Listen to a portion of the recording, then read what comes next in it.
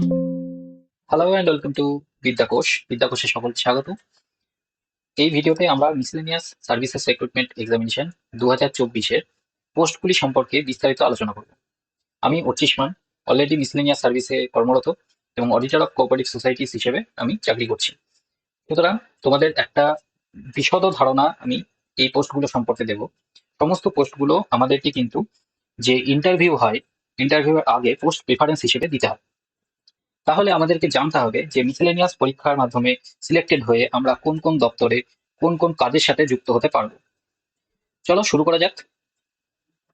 আচ্ছা, প্রথমত আমাদেরকে বুঝতে হবে মিসেলেনিয়াস এক্সামটা মূলত একটা ডাব্লিউবিসিএস লেভেলের এক্সাম বা ডাব্লিউবিসিএস এর হয়তো হতে পারে যে একটু বিলো লেভেল এক্সাম, কিন্তু এখানে একটা সমস্যা আছে। এর যে সিলেবাসগত বা এর যে পরীক্ষার স্ট্রাকচারগত কিছু কিছু ডিফারেন্স কিন্তু ডাব্লিউবিসিএস এর সাথে আছে। সুতরাং এই যে মিসলেনিয়াস, শুধুমাত্র মিসলেনিয়াসের যদি প্রিপারেশন করতে হয় তাহলে আমাদের কোর্স তোমরা বাই করতে পারো, এবং আমাদের কোর্স সম্পর্কে জানতে গেলে বিদ্যাকোষ যে অ্যাপ্লিকেশন আছে সেই অ্যাপ্লিকেশন তোমরা ডাউনলোড করে নাও এবং সেখানে সমস্ত ইনফরমেশন পেয়ে যাবে। আচ্ছা, প্রথমত বলি যে আমাদের মিসেলেনিয়াস রিক্রুটমেন্ট এক্সামিনেশন কথাতেই আছে যে মিসেলেনিয়াস, অর্থাৎ বিভিন্ন রকমের দপ্তরের চাকরি কিন্তু এখানে হয়। মূলত এগুলো কিন্তু অফিসার লেভেলের চাকরি, কোনো ক্লারিক্যাল লেভেলের চাকরি নয়। এখানে তোমরা যে পে লেভেলটা পাবে সেটা হচ্ছে পে লেভেল 10। কিছু কিছু পোস্টের পে লেভেল 10 রয়েছে এবং কিছু কিছু পোস্টের পে লেভেল 9 রয়েছে। সেটা বেতনক্রম তোমরা দেখে নেবে। আগামী দিনে হয়তো এটা পরিবর্তন হতে পারে, যখনই পে কমিশন বসবে তখন বেতনের ক্রমের পরিবর্তন হয়।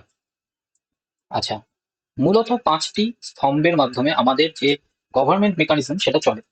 একটা হচ্ছে সামাজিক এবং ক্ষমতায়ন ও কল্যাণমূলক যে সমস্ত দপ্তর, একটা হচ্ছে অর্থ ও রাজস্ব দপ্তর, আরেকটা হচ্ছে বাজার নিয়ন্ত্রণ ও শ্রম দপ্তর, আরেকটা হচ্ছে বিপর্যয় মোকাবিলা অর্থাৎ তদন্ত, ইন্সপেকশন ইত্যাদি, আরেকটা হচ্ছে বিচার বিভাগীয় এবং সংশোধনাগার প্রশাসন। তাহলে এই ডিটেলসটা তোমরা দেখতেই পাচ্ছ, এখানে বাংলায় লেখা রয়েছে। তো এই বিষয়ে আমরা ডিটেলসে যাচ্ছি না, ডিটেলসটা ঢুকবো আমরা এখান থেকে। এখানে আমরা দেখছি প্রথমত সামাজিক ক্ষমতায়ন ও কল্যাণমূলক দপ্তর যেগুলো আছে তার আন্ডারে কি কি পোস্ট রয়েছে। দেখো, প্রথম হচ্ছে এসিডিপিও অর্থাৎ assistant child development project officer. এটা নারী ও শিশু উন্নয়ন ও সমাজ কল্যাণ দপ্তরের আন্ডারে, এবং মূলত এদের কাজ হচ্ছে আইসিডিএস সেন্টারের কাজ পরিচালনা, পুষ্টিমূলক এবং মাতৃ স্বাস্থ্যের তদারক।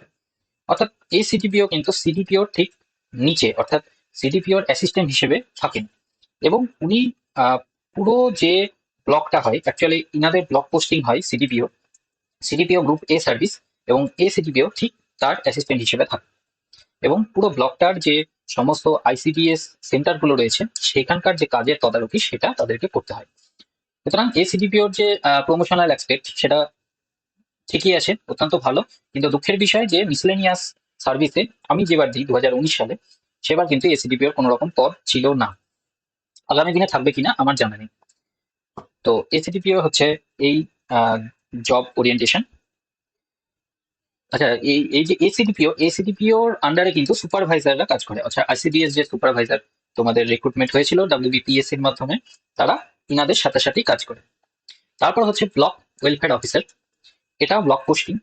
আচ্ছা, ইনাদের যেটা হয় ব্লক পোস্টিংই হয়, বাট ইনাদের কিন্তু আলাদা ব্লকে আলাদা অফিস রুম থাকে, অফিস ঘর থাকে। কিন্তু বিডব্লিউও অর্থাৎ ব্লক ওয়েলফেয়ার অফিসার যারা থাকেন তাদের কিন্তু আলাদা অফিস রুম থাকে না, অর্থাৎ ব্লকের অফিস রুমেই তাদেরকে কাজ করতে হয়। ওনারা হচ্ছেন অনগ্রসর শ্রেণী এবং উপজাতির উন্নয়ন দপ্তর, পুরোপুরি ব্লক পোস্টিং। এবং ইনাদের দায়িত্ব কি থাকে তোমরা দেখে নিতে পারছো যে এসসি এসটি ও ওবিসি সম্প্রদায়ের জন্য জনকল্যাণমূলক প্রকল্প বাস্তবায়ন এবং সুবিধা প্রদান। তারপর দেখো যে ইন্সপেক্টর ব্যাকওয়ার্ড ক্লাসেস, আইবিসিডব্লিউ যেটা আমরা শর্ট ফর্মে বলি। আইবিসিডব্লিউর কাজ কি তোমরা সবাই মোটামুটি যারা কাস্ট আছে, কাস্ট সার্টিফিকেট আছে যাদের, তারা জানো যে আইবিসিডব্লিউর কাছে কিন্তু আমাদেরকে কাস্ট সার্টিফিকেট গুলো দিতে হয়। মানে কাস্ট সার্টিফিকেট করতে যে সমস্ত ডকুমেন্ট সেগুলো দিতে হয়, এবং এই যে কাস্ট সার্টিফিকেটের যে সমস্ত যাচাইকরণ পুরোপুরি inspector backward classes welfare officer দিয়ে হয়। ইনারও একই সেম ব্যাপার, ব্লক পোস্টিং, এবং ইনাদের আলাদা কোনো অফিস রুম নেই, ব্লকের অফিস রুমে কিন্তু তাদের পোস্টিং হয়। তারপর দেখুন যে যুব শিক্ষা এবং সঞ্চয়মূলক, সেখানে আমাদের ব্লক ইউথ অফিসার, ইনাদের বিভিন্ন ক্ষেত্রে ব্লক পোস্টিং, কিছু কিছু ক্ষেত্রে কিন্তু আমাদের ডিস্ট্রিক্ট পোস্টিং আছে। এখানে যুব পরিষেবা, ক্রীড়া দপ্তর এবং যুব সম্প্রদায়ের জন্য যে সমস্ত প্রশিক্ষণ, ক্রিয়া কর্মকাণ্ড, সেই সমস্ত জিনিসগুলো দেখাশোনা তদারকি করেন হচ্ছেন ব্লক ইউথ অফিসার। অর্থাৎ যুবকদের জন্য যে সমস্ত অ্যারেঞ্জমেন্ট গুলো বিভিন্ন ক্ষেত্রে সেগুলো করেন ব্লক ইউথ অফিসার। তারপরে সেভিংস ডেভেলপমেন্ট অফিসার, যেটাকে বলা হয় এসভিডিও শর্ট ফর্মে বলে। তো এসভিডিওর কাজ কি? এসভিডিওর কাজও কিন্তু ওই ব্লকের লেভেলে যে সমস্ত ক্ষুদ্র সঞ্চয় প্রকল্প সেইগুলোকে কাজ করতে হয়। আচ্ছা, আর একটা জিনিস আমি বলে দিই, সেটা হচ্ছে কার কার ফিল্ড ওয়ার্ক আছে, কার কার ফিল্ড ওয়ার্ক নেই। আগে যেটা তোমরা দেখলে যে এই পদগুলো কিন্তু সবই মোরাললেস, ফিল্ড ওয়ার্ক খুবই কম, অফিস ওয়ার্ক অত্যধিক বেশি, ফিল্ড ওয়ার্ক হয়তো 10 to 15% ধরে রাখতে পারো। এইগুলো একই সেম ব্যাপার, কিন্তু এসভিডিওতে ফিল্ড ওয়ার্কটা অনেকটাই বেশি, প্রায় 50-50 ধরে রাখতে পারো। 50-50 কিন্তু ফিল্ড ওয়ার্ক আছে, অর্থাৎ ফিল্ডে গিয়ে কাজ করতে হবে। বিভিন্ন যে এনএসসি, কেভিপি, ক্ষুদ্র সঞ্চয়, যেমন ধরো পোস্ট অফিসের মাধ্যমে আমরা কিন্তু এনএসসি করতে পারি বা কেভিপি করতে পারি। তো পোস্ট অফিসে কিছু কিছু এজেন্ট থাকে যারা এই যে ক্ষুদ্র সঞ্চয়গুলো এগুলো করায়। তো সেই এজেন্টদের সাথে সমস্ত রকম সমন্বয় সাধন করা, সেই এজেন্টদেরকে লাইসেন্স দেওয়া ইত্যাদি, এই টাইপের অনেক কাজ কিন্তু সেভিংস ডেভেলপমেন্ট অফিসারের থাকে। বিভিন্ন জায়গায় ক্ষুদ্র সঞ্চয় হিসেবে অ্যাডভার্টাইজমেন্ট করা, এগুলো কিন্তু ইনাদের কাজ থাকে। তারপরে দেখুন যে এক্সটেনশন অফিসার বা lady extension officer. Lady extension officer একমাত্র মহিলারাই কেবল ফিল আপ করতে পারেন এবং এলিজিবল মহিলারাই। তো সেক্ষেত্রে কি হয়, গণশিক্ষা প্রসার ও গ্রন্থাগার পরিষেবার জন্য এই পদগুলো কিন্তু রয়েছে। মানে তোমরা বুঝতেই পারছো ব্যাপারটা কি, গণশিক্ষা এবং গ্রন্থাগারের জন্য এটা শুধুমাত্র মহিলাদের জন্যই পদটা সংরক্ষিত থাকে।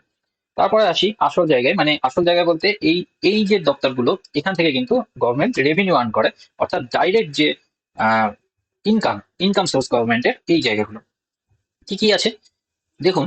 Inspector of agricultural income tax, খুবই ভালো পোস্ট, এবং আমি বলতে পারি এদের খুবই ওয়ার্ক প্রোফাইল খুবই ভালো এবং প্রমোশনাল অ্যাসপেক্টও বেশ ভালো।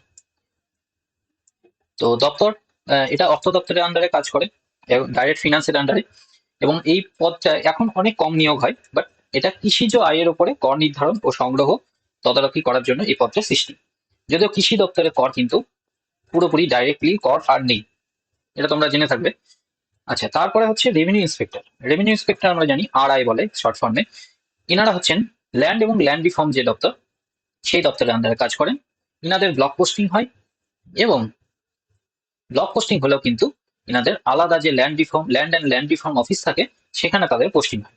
অর্থাৎ ব্লকের যে ডাইরেক্ট বিডিওর আন্ডারে যদি বলা হয়, ডাইরেক্ট যে হেড অফ অফিস বিডিও থাকবে তা কিন্তু নয়। ইনাদের ডাইরেক্ট যে হেড অফ অফিস থাকেন তাই সেটা হয় বিএলআরও, ঠিক আছে। তো ইনাদের কাজ কি, ইনাদের হচ্ছে জমি রাজস্ব আদায়, জমির রেকর্ড পরিচালনা অর্থাৎ এবং সম্পত্তি যাচাই করা। জমির যে সমস্ত রেকর্ড হয় সেই রেকর্ড গুলো যাচাই করার দায়িত্ব থাকেন আরআই। অ্যাকচুয়ালি আরও ওরা বেশিরভাগ জমি রাজস্ব আদায় করেন, কিন্তু আড়াইদেরও অনেক সময় করতে হতে পারে।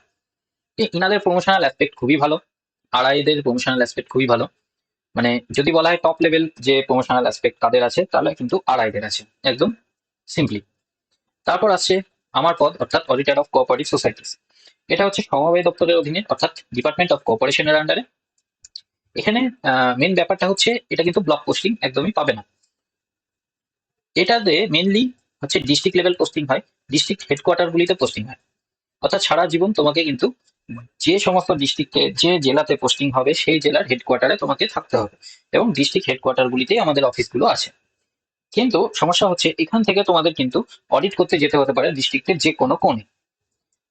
এখানে মেনলি আমাদের কাজটা কিছুটা এক্সপার্টিস দরকার হয়, সেই জন্য প্রাথমিক ক্ষেত্রে আমাদের ট্রেনিং বেশি পরিমাণ করানো হয়, এবং আহ, হাতে কলমে কাজ শেখার দিকটা আমাদেরকে খুব ভালো মতো জানতে হয়। আড়াইদেরও অবশ্যই ট্রেনিংটা অনেক এক্সটেন্সিভলি হয়, এবং ওনাদেরকেও হাতে কলমে কাজটা জানতে হয়, কারণ এগুলো একদমই নিশে যাকে বলে, একদম ছোট একটা জায়গাতে আমাদের কাজ করতে হয়। বিশাল কিছু বিভিন্ন রকমের কাজের কিন্তু পরিধি নেই, একটা লিমিটেড ওরিয়েন্টেশনে আমাদের কাজটা করতে হয়। তো আমাদের মেনলি কাজ থাকে সমবায় সমিতিগুলো আর্থিক লেনদেন অর্থাৎ অডিট, বছরে একবার করে প্রত্যেক সমবায় সমিতির অডিট হওয়ার কথা।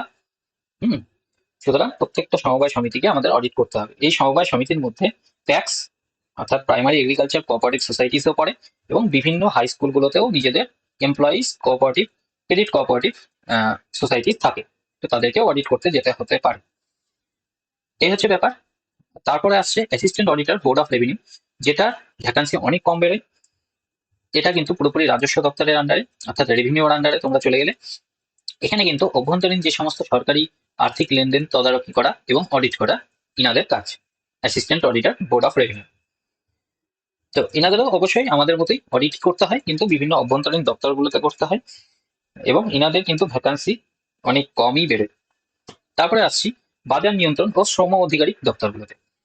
এখানে খুবই ভালো একটা জব আমার যা মনে হয় সেটা হচ্ছে assistant agriculture and marketing officer, এবং 2 নম্বর হচ্ছে কনজিউমার ওয়েলফেয়ার অফিসার, যেটাকে CWO বলা হয়। আচ্ছা, এই অ্যাসিস্ট্যান্ট এগ্রিকালচার মার্কেট অফিসার কিন্তু খুব বেশি ভ্যাকান্সি বেরোয় না, আমার সময়ে কিন্তু ভ্যাকান্সি ছিল না। কিন্তু এটা হচ্ছে পুরোপুরি মার্কেট ওরিয়েন্টেশন, অর্থাৎ মান্ডি বাজার যেগুলো থাকে, বিভিন্ন জায়গায় মান্ডি বাজার তৈরি হয়েছে, যেখানে হোলসেল মার্কেট যেটাকে বলা হয়, বিভিন্ন জায়গায় কোল্ড স্টোরেজ আছে, সেই সমস্ত জায়গায় কিন্তু ইনাদের কাজ করতে হয়। এবং কৃষি পণ্য যেগুলো, সেইগুলো ন্যায্য মূল্যে বিক্রি করা, অনলাইন অফলাইন বিক্রির যে সমস্ত সুযোগ সুবিধা তৈরি করা, কৃষকদের সাথে ডাইরেক্ট লেনদেন যে জায়গাগুলো সরকার করে, সেইগুলো কিন্তু দেখতে হয় অ্যাসিস্ট্যান্ট এগ্রিকালচার মার্কেটিং অফিসার, অর্থাৎ AMO। এটা হচ্ছে অ্যাসিস্ট্যান্ট লেভেল। আর এমনি এই পোস্টটার নাম AMO, অর্থাৎ প্রমোশন হয়ে এনারা হবেন এগ্রিকালচারাল মার্কেটিং অফিসার। ঠিক আছে। আচ্ছা, আর একটা জিনিস হচ্ছে সিডাব্লিউ কিন্তু পুরোপুরি ক্রেতা সুরক্ষা দপ্তর, এবং ইনাদের একদম হেডকোয়ার্টার ডিউটি, আমাদেরও যেমন পুরোপুরি ডিস্ট্রিক্ট হেডকোয়ার্টারে পোস্টিং হয়, এবং অফিস একদম সদর যে শহর সেই শহরে থাকে, ইনাদেরও কিন্তু সেম জিনিস, যে শহরেই কিন্তু ইনাদের পোস্টিং হয়, এবং খুব বেশি ফিল্ড ওয়ার্ক কিন্তু ইনাদের নেই। আমাদের যেমন ফিল্ড ওয়ার্কটা অনেকটাই বেশি। আমাদের বলতে আমি কিন্তু বলছি অডিটর অফ কোঅপারেটিভ সোসাইটিস। এখানে কিন্তু field work almost 90% field work, 10% হয়তো আমাদের অফিস ওয়ার্ক থাকে। আর ইনাদের কিন্তু CWO তে ফিল্ড ওয়ার্ক নেক্সট টু নীল, একদম 90% পুরো যে ডিউটি আওয়ার্স থাকে, সেই ডিউটি আওয়ার্সে যেতে হয়, অফিসে থাকতে হয়, কোনো রকম ফিল্ড ওয়ার্ক অল্প কিছু হয়তো আছে। ইনাদের কাজ হচ্ছে মেনলি উপভোক্তাদের সহায়তা করা, সচেতন করা, এবং যে সমস্ত কমপ্লেন্ট গুলো আসছে সেইগুলোকে একদম সলভ করা। ঠিক আছে, এগুলো হচ্ছে ইনাদের কাজ। তারপরে হচ্ছে সাবঅর্ডিনেট লেবার সার্ভিস, এটা খুব ভালো সার্ভিস। এবার সাবঅর্ডিনেট লেবার সার্ভিস ইনাদের পোস্টিংও বিভিন্ন লেবার অফিসগুলোতে হয়। লেবার অফিস ব্লকেও থাকে, অনেক সময় অনেক সময় ব্লকে নাও থাকতে পারে, দূরে থাকতে পারে, লেবার অফিসগুলোতে হয়। এবং এখানে তোমার inspector minimum wages, IMW, poster নাম হয় IMW। তো ইন্সপেক্টর মিনিমাম ওয়েজেস ইনারা নিয়োগ হন এর মাধ্যমে। আরেকটা সম্ভবত নিয়োগ হন, সেটা হচ্ছে লেভেল 10-এ IO, ইনভেস্টিগেটিং অফিসার, সেটা এখানে নেই। যাই হোক, ইনভেস্টিগেটিং অফিসার হিসেবে নিয়োগ হন। তো ইনাদের কাজ কি? ইনাদের কাজ হচ্ছে শ্রম আইন যথাযথভাবে প্রয়োগ করা, মজুরি পর্যবেক্ষণ করা, এবং শ্রমিকদের অধিকার রক্ষা করা। যে সমস্ত লেবার অর্থাৎ শ্রমিকরা থাকে, তাদের কোনো জায়গায় যদি প্রবলেম থাকে, তাদের যদি ওয়েজেস না দেওয়া হয়, সেইগুলো সমস্ত মেনটেন করা হচ্ছে ইনাদের কাজ। ঠিক আছে। এখানেও অবশ্যই প্রমোশনাল লেভেল আছে, তবে এই RIA প্রমোশনাল লেভেল সব থেকে বেস্ট। তারপরে আসছি আমরা বিপর্যয় মোকাবিলা এবং তদন্ত। এটা খুব ভালো একটা পোস্ট। আচ্ছা, এখানে আছে, এখানে দেখুন ইনভেস্টিগেটিং অফিসার আছে, IO। এটা হচ্ছে লেভেল 9, এবং খাদ্য ও শ্রম দপ্তরে এদেরকে পোস্টিং করানো হয়। এটা খুবই ভালো পোস্ট। আচ্ছা, তারপরে হচ্ছে ডিজাস্টার ম্যানেজমেন্ট, ইনাদের ব্লক পোস্টিং হয়, এবং এদেরকে বলা হয় BDMO, block disaster management officer. Block posting বেশিরভাগ হয়, কিছু কিছু ক্ষেত্রে হেডকোয়ার্টার পোস্টিংও আছে। তো ইনাদের কাজ হচ্ছে প্রাকৃতিক দুর্যোগের যে সমস্ত কাজ করতে হয়, উদ্ধার কাজ, পরিচালনা করা, ত্রাণ করা ইত্যাদি কাজগুলো কিন্তু BDMO কে করতে হয়, এবং এটা ডাইরেক্টলি ব্লকের আন্ডারেই থাকে, মানে ইনার হেড অফ অফিস কিন্তু BDO হন। এপিও, এপিও কিন্তু খুব ভালো একটা চাকরি, যেটা বিভিন্ন দপ্তরে এপিও থাকতে পারেন। মূলত ইনাদের যে পোস্টিং হয় সেটা কিন্তু ব্লক পোস্টিং, এবং ইনাদের প্রমোশনাল অ্যাসপেক্ট খুব ভালো। প্রমোশনের দিক থেকে কিন্তু একদম টাইম টু টাইম প্রমোশন হয়ে যায় বেশিরভাগ ক্ষেত্রে, প্রমোশনাল অ্যাসপেক্ট খুবই ভালো। এবং ইনাদের যে প্রমোশনটা হয় সেটা কিন্তু জয়েন্ট BDO লেভেলে প্রমোশন হয়, ফার্স্ট প্রমোশনে কিন্তু জয়েন্ট BDO লেভেলে চলে যায়, যেটা মানে অনেক অন্যান্য যে সমস্ত ইয়ে আছে, যে সমস্ত পোস্ট আছে তাদের নেই। তারপরে আসছি বিচার এবং সংসদাগার প্রশাসন অর্থাৎ কারেকশনাল হোম অর্থাৎ জেলের চাকরি। জেলে যে চাকরিগুলো আছে সেটা হচ্ছে দুটো পদ আছে, কন্ট্রোলার অফ কারেকশনাল সার্ভিসেস, ইনাদেরই ঠিক নিচে থাকে assistant controller of correctional services. Assistant controller যিনি আছেন, অ্যাসিস্ট্যান্ট কন্ট্রোলার প্রমোশন হলেই তিনি কন্ট্রোলার হয়ে যান, আর কিচ্ছু নেই, হাতি ঘোড়া কিচ্ছু নেই। ইনাদের পোস্ট হচ্ছে পুরোপুরি কারেকশনাল অ্যাডমিনিস্ট্রেশন সামলানো, আর ইনাদের উপরে অবশ্যই সুপারিনটেন্ডেন্ট থাকেন, অ্যাসিস্ট্যান্ট সুপারিনটেন্ডেন্ট থাকেন, ডেপুটি সুপারিনটেন্ডেন্ট থাকেন, তো কোনো অসুবিধা নেই।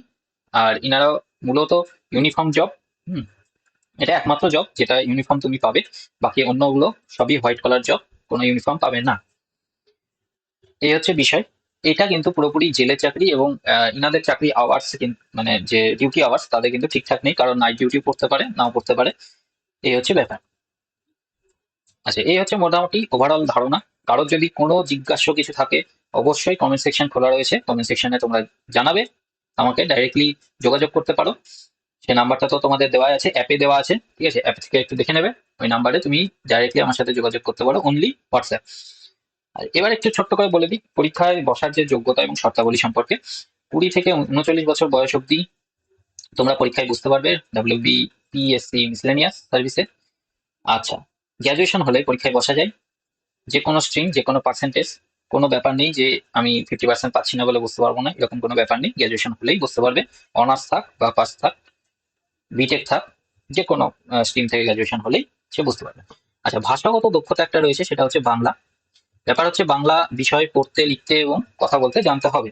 যাদের মাতৃভাষা নেপালি তাদের ক্ষেত্রে সেটা প্রযোজ্য নয়।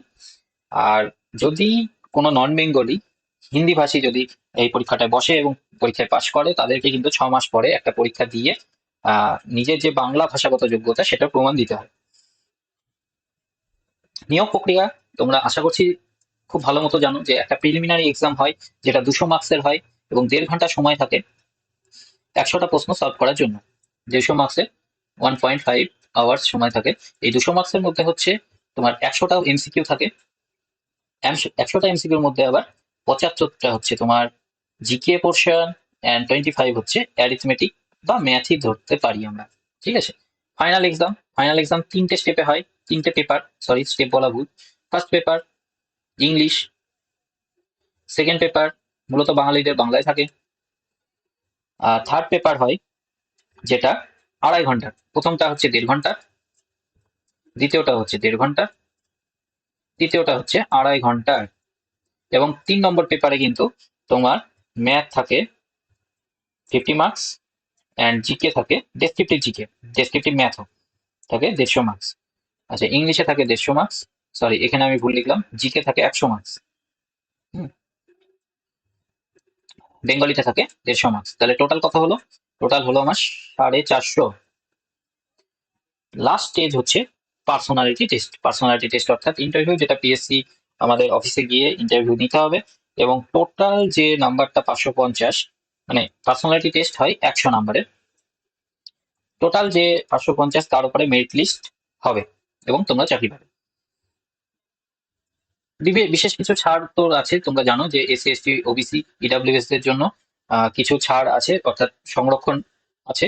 এবং এসসি এসটি দের জন্য 5 বছর, ওবিসি দের জন্য 3 বছর, ওবিসি নন নন ক্রিমিলিয়ার, কিন্তু ক্রিমিলিয়ারদের জন্য নেই, 3 বছর এটা ছাড় দেওয়া হয় বয়সের ক্ষেত্রে।